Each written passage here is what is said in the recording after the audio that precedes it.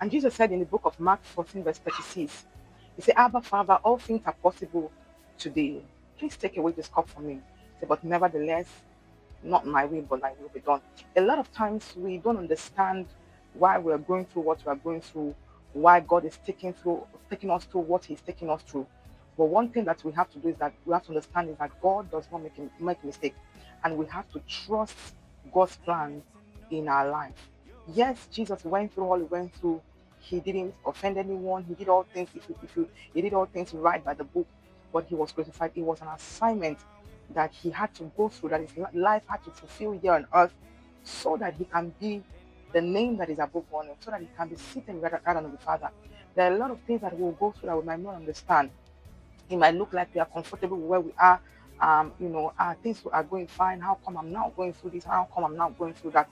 But certain things must needs be for certain things to happen. You cannot you cannot go into a new level, into a higher level, you know, without first going through a training process. What Jesus went through was a process that brought him. He was Jesus, fine, the Son of God, yes, but what the pain that he went through was for a purpose. God will not take you through any pain without a purpose behind it, okay? And one thing that Jesus said, He said, not my will, but thy will be done. A lot of times we are pressed for our own will. We are pressed for permissive. We press for things that we want to see happen for us. And we forget that we are nothing by our own self. We are not of our own self. We didn't make our own self. We were made by God in His image and after His likeness. So the only way for us to come into the fullness of what He's bringing us to is to align with what is in His will and after His likeness for us. So Jesus understood that at that point, He was going through pain. And of course, in human form, and He said, this is too much.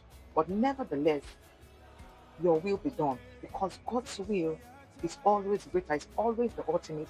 Whatever that you are going to, wherever you find yourself, always know that no matter how easy your will might look, no matter how easy, how fast, you want to make the process, become, know that God's will is the perfect will. God's will is the one that keeps you secured for life.